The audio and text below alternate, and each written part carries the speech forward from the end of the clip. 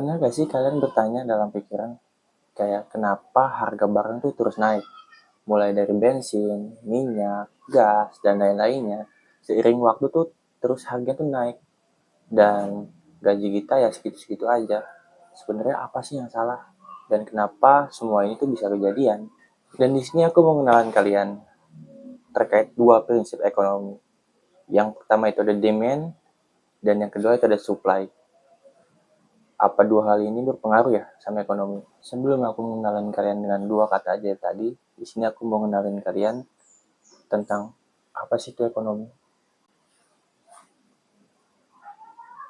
Ekonomi adalah ilmu sosial yang mempelajari bagaimana manusia dan masyarakat mengelola sumber daya yang terbatas untuk memenuhi kebutuhan yang tidak terbatas. Secara umum, ekonomi mencakup analisis tentang produksi, distribusi, dan konsumsi barang dan jasa. Ekonomi juga mencakup perilaku konsumen dan kebijakan pemerintah yang memengaruhi kehidupan sehari-hari. Dari ilmu ekonomi, secara nggak langsung, dimanapun kalian berada, entah itu di pelosok atau di tengah-tengah kota, kalian nggak jauh-jauh dari teori ekonomi, yang dimana secara garis besarnya, ekonomi ini adalah ilmu sosial dari bermasyarakat, mulai dari jual beli, distribusi, produksi, itu mencakup semua dalam ekonomi. Selama masih ada kehidupan di dalamnya, maka ekonomi nggak bakalan pernah mati.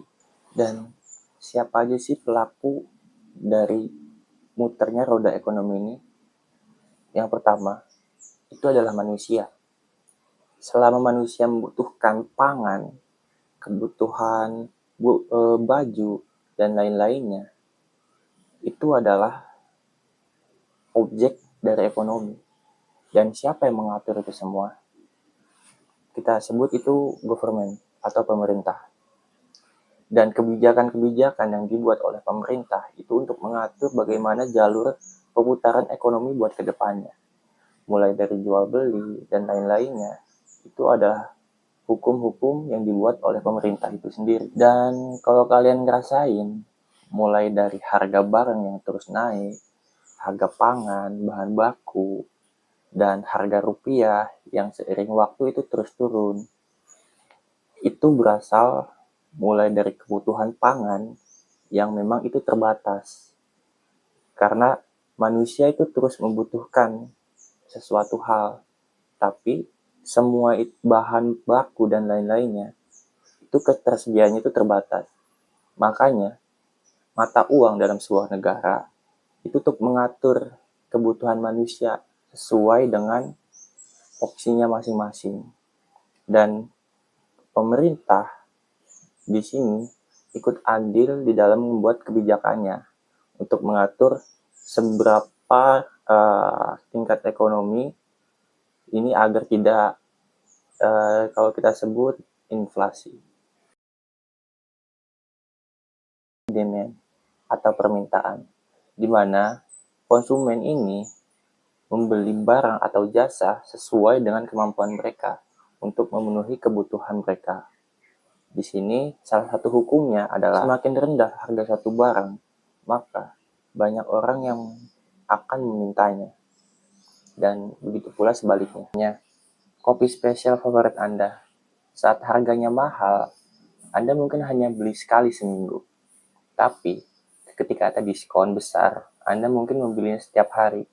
Harga menjadi penghalang, dan ketika penghalang itu turun, permintaan akan melonjak. Di sini kita lanjut dengan kata ajaib yang kedua, yaitu supply. Atau dalam bahasa Indonesia itu penawaran. Di mana penawaran ini adalah seberapa mau produsen menjual barang dengan harga tertentu.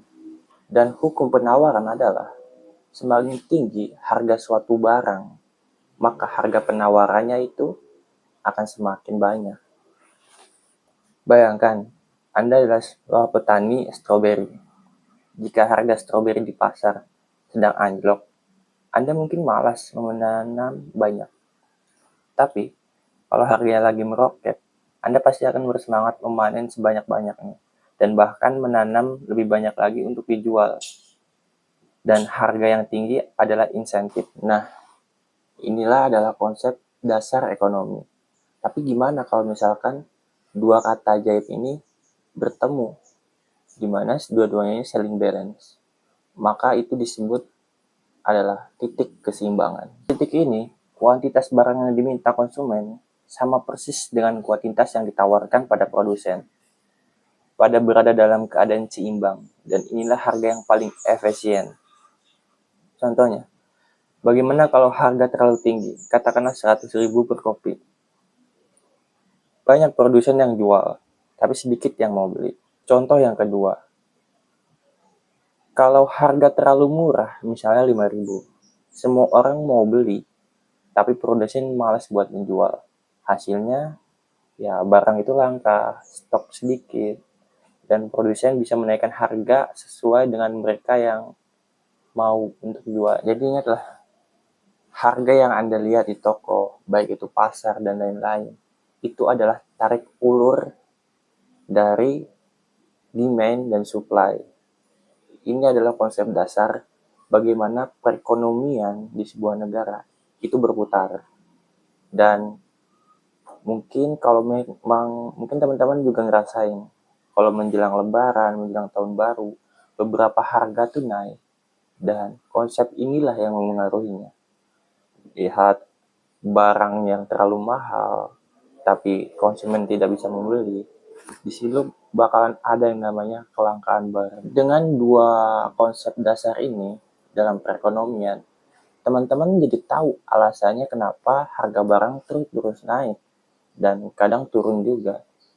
Dengan hal-hal seperti ini, teman-teman jadi bisa memprediksi bagaimana keadaan ekonomi atau pasar untuk kedepannya. Kalau semua ini bermanfaat, boleh dibantu komen, like, dan subscribe.